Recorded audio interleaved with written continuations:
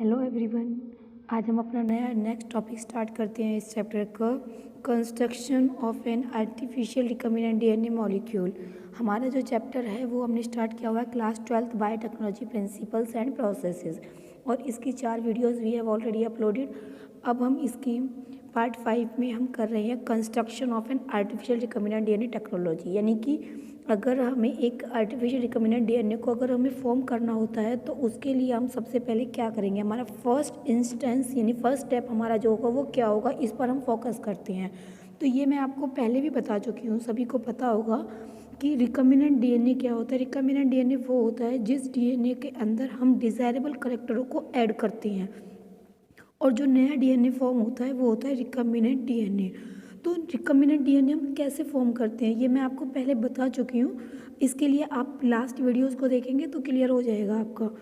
तो इसमें हमें पढ़ना है कि कैसे कैसे हम इसके अंदर स्टेप लेते हैं। तो इसके अंदर फर्स्ट स्टेप होगा कि construction of first recombinant DNA emerge from the possibility of A linking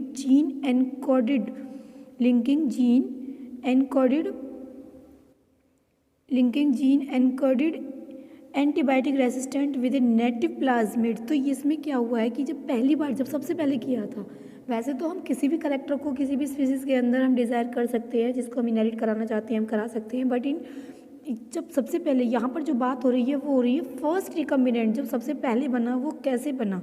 तो उसके लिए एक जीन लिया गया, ठीक है, उस जीन को लिंक किया गया था, और वो जीन किस करैक्टर के लिए रेस्पॉन्सिबल था, वो करैक्टर था एंटीबायोटिक रेसिस्टेंट। ठीक है, तो एक एंटीबायोटिक रेसिस्टेंट को लिया, उसको कहाँ से लिया, किसी को कहाँ से लेंगे हम, जहाँ से वो डेवलप कर रहा होगा with a native plasmid. Native मतलब उन्हीं के जहाँ पर वो बना है, यानी कि नेटिव एक तरीके से अगर हम प्लाज्मिड की बात कर रहे हैं और हमने जो प्लाज्मिड लिया है वो हमने किसका लिया, होस्ट का लिया है। ठीक है, तो होस्ट का लिया है तो नेटिव क्या हो गया, होस्ट हो गया, यानी कि जिसके पास वो पहले से ही था, वो उसने किसी से लिया नहीं था, जन्म से ही था। ठीक है, और प्लाज्मिड का मतलब क्या होता है, प्लाज्मिड का मतलब होता है कि ऑटोनोमसली मतलब अपने आप रेप्लिकेट होने वाली एक सर्कुलर एक्स्ट्रा क्रोमोसोमल डीएनए, यानी कि ये एक एक्स्ट्रा क्रोमोसोमल डीएनए है जो सर्कुलर शेप में होता है, और इसकी ये कैपेबिलिटी होती है, इसकी ये एबिलिटी होती है कि ये अपने आप रेप्लिकेट कर सके।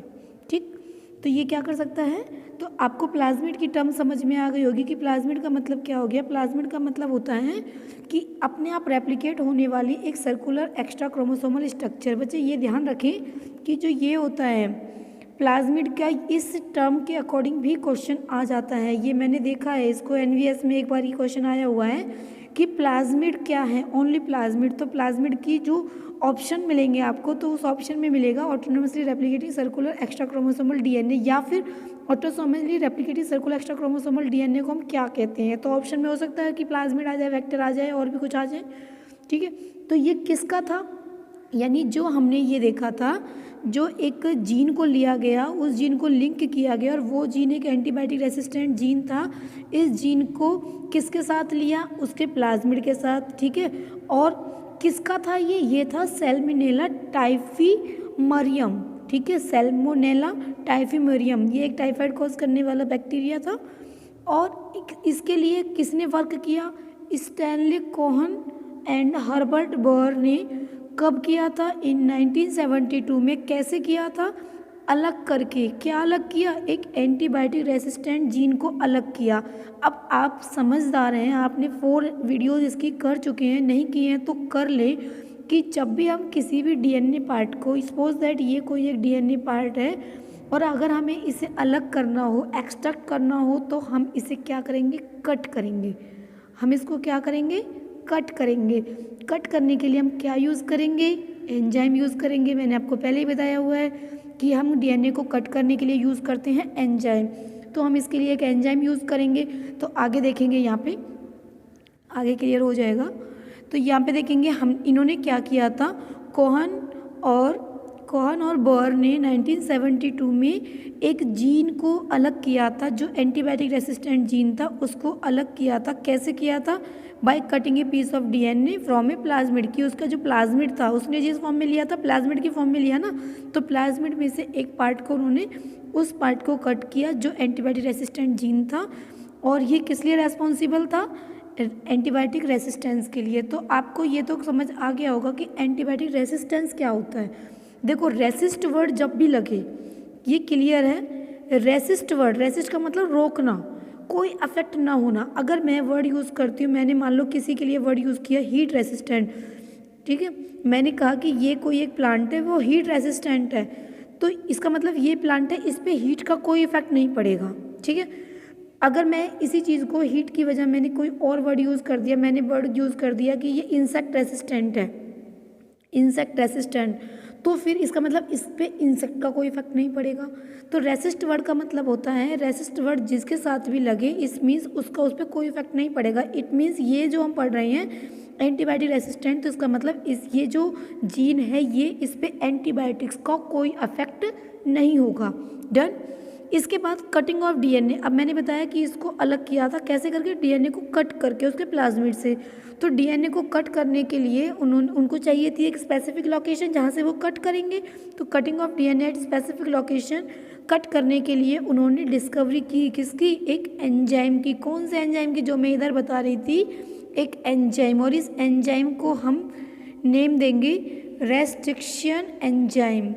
इस एंजाइम को हमने क्या नाम दिया है, रेस्ट्रिक्शन एंजाइम, ठीक है। तो यहाँ पे एक डीएनए हो गया, रेस्ट्रिक्शन एंजाइम को कट कर दिया, रेस्ट्रिक्शन एंजाइम की हेल्प से उसे कट कर दिया, और इसी को हम मॉलिक्यूलर सीजर भी कहते हैं। तो आपको क्वेश्चन यहाँ भी एक और क्वेश्चन तैयार हो जाता है कि मॉलिक्यूलर सीजर क्या है, मॉलिक्यूलर सीजर किसको कहते हैं। तो रेस्ट्रिक्शन एंडोन्यूक्लियस या फिर रेस्ट्रिक्शन एंजाइम के नाम से अगर कुछ भी आए तो वो मॉलिक्यूलर सीजर कहलाता है। सीजर मतलब कट करने के लिए, और आपको इसका फंक्शन हमेशा पता ही होना चाहिए।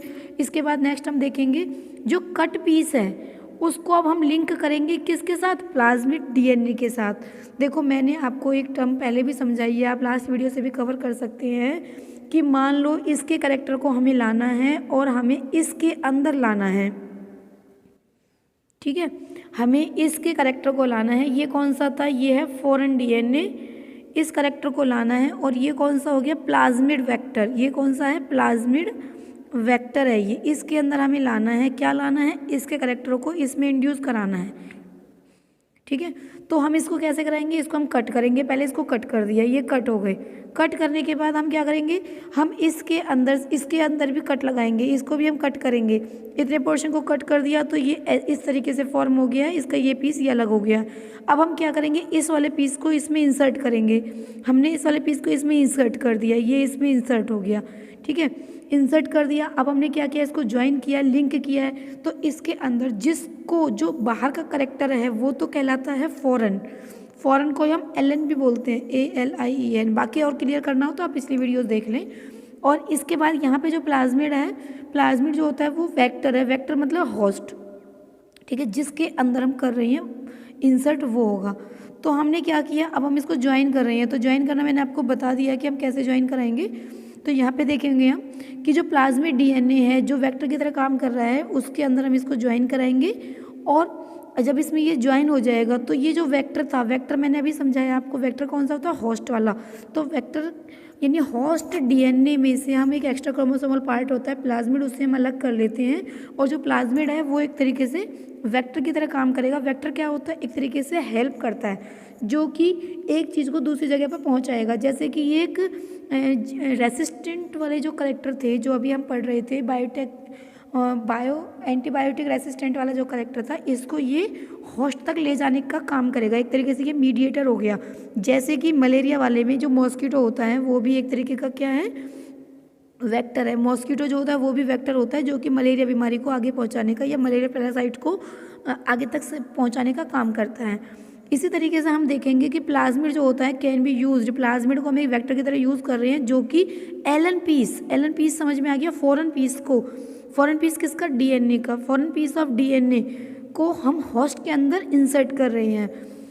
तो ये आपको क्लियर हो गया होगा। फिर लिंकिंग, अब हमने क्या किया था, हमने जो एलन पीस लिया था, आपको समझ आ गया होगा कि जो एलन पीस लिया था इसका क्या करेक्टर था, इसका करेक्टर था ये एंटीबायोटिक रेसिस्टेंट था, ठीक है।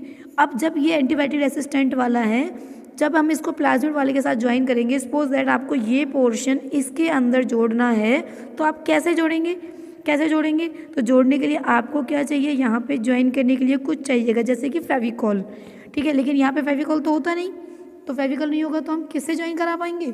यहाँ पे जैसे कट करने के लिए आपके पास सीजर नहीं थी, आपने क्या यूज़ किया था? एक एंजाइम। कौन सा एंजाइम? रेस्ट्रिक्शन एंजाइम, जिसे मॉलिक्यूलर सीजर भी बोला था। उसी तरीके से यहाँ पे जब आप एंटीबायोटिक रेसिस्टेंट जीन यानी एलन जीन को जब आप प्लाज्मिड वेक्टर के साथ ज्वाइन कराएंगे तब भी आपको एक एंजाइम की ज़रूरत पड़ेगी। उस एंजाइम का नेम होता है लाइगेज।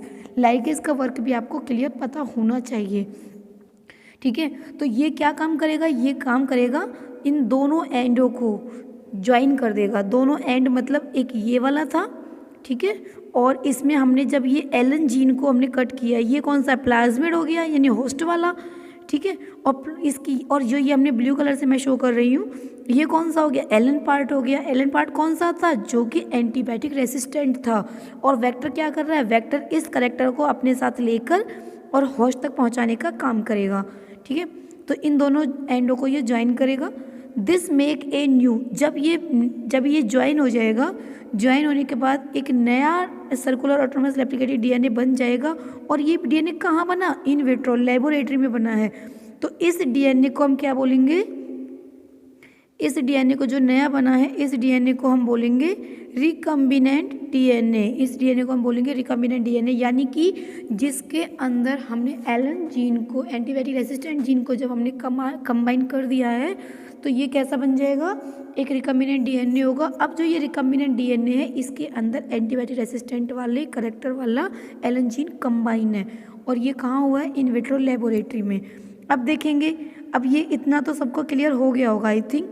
तो व्हेन दिस डीएनए, जब ये रिकम्बिनेंट डीएनए जो बन गया है, इसको जब किसी स्पीसीज के अंदर हम इंसर्ट करेंगे, क्योंकि जब ये जीन बन गया है यानी जब ये प्लाज्मिड बन गया है जिसके अंदर एंटीबायोटिक रेसिस्टेंट जीन प्रेजेंट है, अब हम इसको किस में इंसर्ट करेंगे? इकोलाई। इकोलाई क्या है? एक बैक्टीरिया है। और बैक्टीरिया कैसा? जो कि एकदम सेल्मोनेला जैसे ही कुछ करेक्टर है इसके, इसी के जैसा है, क्लोज रिलेटेड मतलब इसी के जैसा है। It would replicate using the new host. और अब ये जब इकोलाई के अंदर आ जाएगा, मान लो ये एक इकोलाई है, इस इकोलाई के अंदर हमने इस रिकम्बिनेंट डीएनए को इंसर्ट कर दिया जिसके अंदर ये वाले एंटीबायोटिक रेसिस्टेंट वाले करेक्टर थे, और ये क्या है? इकोलाई है, ठीक है। इसके अंदर जब ये इंसर्ट हो जाएगा तो क्या होगा देखेंगे। तो इसके अंदर जाके ये न्यू डीएनए पॉलीमरेज एंजाइम में मेक मल्टीपल कॉपीज, तो इसकी मल्टीपल कॉपीज होंगे। अब आप देखेंगे कट करने के लिए आपको एंजाइम चाहिए था, आपने यूज़ किया रेस्ट्रिक्शन एंजाइम, ठीक है। उसके बाद आपको जब ये पीस जोड़ना था, ज्वाइन करना था, ज्वाइन करने के लिए भी आपने एक एंजाइम यूज़ किया, लाइगेज एंजाइम। अब क्या करना है? अब इसकी कॉपीज़ फॉर्म करनी है, इसकी क्या बनानी है? क्लोनिंग करानी है, मल्टीपल कॉपीज़ बनानी है, ताकि एक से और डीएनए बने और डीएनए बने। तो मल्टीपल कॉपीज़ फॉर्म करने के लिए क्या हो रहा है? पॉलीमराइजेशन हो रहा है। मल्टीपल कॉपीज़ फॉर्म होना यानी पॉलीमराइजेशन, और उसके अंदर एंजाइम कौन सा यूज़ होगा? DNA polymerase enzyme. DNA polymerase enzyme क्या काम करेगा? पॉलीमरेज मतलब पॉलीमर फॉर्म करना, किसके? डीएनए के। डीएनए के पॉलीमर यानी डीएनए की कॉपीज़ फॉर्म करना। तो डीएनए पॉलीमरेज एंजाइम है वो क्या करेगा? मेक मल्टीपल कॉपीज़, कई सारी कॉपीज़ को वो फॉर्म करेगा, ठीक है। तो the ability of multiple copies of antibiotic resistant gene in E coli was called. तो अब ये जो एंटीबायोटिक रेसिस्टेंट जीन है वाला जो रिकम्बिनेंट डीएनए था, इसके मल्टीपल कॉपीज़ फॉर्म हो गई, और वो भी बिल्कुल एक जैसी। तो सेम बनना, जो जेनेटिकली और मॉर्फोलॉजिकली सिमिलर बनता है उसे क्या बोलते हैं? क्लोन। और क्लोन बनने का प्रोसेस कहलाता है क्लोनिंग। तो इकोलाई के अंदर ये जो जेनेटिक, ये जो डिजीज ये एंटीबायोटिक रेसिस्टेंट जीन था, इसकी क्या हो गई है? कई सारी कॉपीज़ हो गई हैं। यानी कि अब ये वाला करेक्टर है वो किसके अंदर आ गया है? इकोलाई के अंदर। करेक्टर था किसका? ये सैल्मोनेला का, ठीक है। अब किसके अंदर आ गया ये? क्योंकि हमने इसको इकोलाई के अंदर इंसर्ट कर दिया। किसकी हेल्प से किया? प्लाज्मिड की हेल्प से किया। और इसकी मल्टीपल कॉपीज जब इकोलाई के अंदर हुई तो वो बिल्कुल सेम हुई, यानी और सेम होना क्लोनिंग कहलाता है। तो इतना आपका क्लियर हो गया होगा। इसमें हम 2 पॉइंट और देख लेते हैं कि जब भी हम किसी भी ऑर्गेनिज्म को मॉडिफाई करेंगे, ठीक है, जब भी हम किसी ऑर्गेनिज्म को क्या करेंगे? मॉडिफाई करेंगे। जब हम उसके अंदर जेनेटिकली मॉडिफिकेशन लाएंगे तो हमें क्या क्या पॉइंट चाहिएंगे? देखो, first point identification of DNA with desirable gene. हमें एक डीएनए चाहिएगा उसको हम आइडेंटिफाई करेंगे, वो भी कौन सा, जिस करेक्टर को हम चाह रहे हैं। अब करेक्टर तो हमने आइडेंटिफाई कर लिया, लेकिन इस करेक्टर को हम इंसर्ट किस में करेंगे, उसके लिए हमें क्या चाहिए, उसके लिए हमें एक होस्ट भी चाहिएगा, यानी हमें होस्ट का डीएनए भी चाहिए। हमें एक फॉरेन डीएनए चाहिएगा जिसके अंदर डिज़ायरेबल करेक्टर होंगे, एक हमें होस्ट भी चाहिएगा जिसके अंदर हम डिज़ायरेबल करेक्टर को ला सकते हैं। अब दो चीज़ें तो आ गई, हमें समझ आ गया कि एक करेक्टर हमें डिज़ायरेबल करेक्टर ये वाला करेक्टर है, ये वाला करेक्टर है, और हमें इस होस्ट के अंदर इसको लाना है। दो चीज़ क्लियर हो गई। तीसरी चीज़ की, अब हम इस करेक्टर को इसमें लाएं कैसे, और अगर हम इसको ले आए हैं तो क्या ये इसकी प्रोजेनी में भी जाएगा, ये भी हमें आना चाहिए। तो तीनों चीज़ें होनी चाहिए। तो इसका मतलब थर्ड पॉइंट क्या हो जाएगा, maintenance of introduce DNA into the host. एक तो जो डीएनए है, जो डिज़ायरेबल जीन वाला डीएनए था, ठीक है, ये डीएनए विद डिज़ायरेबल जीन वाला था, एक तो इसको कैसे इंसर्ट करना है होस्ट में, और transfer of the DNA to its progeny, क्या ये डीएनए वो इसकी प्रोजेनी में ट्रांसफ़र होगा, इसको भी ट्रांसफ़र करना हमें आना चाहिए। तो आई थिंक ये सारे पॉइंट्स आपके क्लियर हो गए होंगे। फिर भी किसी को एनी डाउट हो तो आप कमेंट करके मुझे बता सकते हैं, और इसके बाकी चैप्टर्स को भी आप मेरे चैनल की हेल्प से कवर कर सकते हैं। Okay, thank you.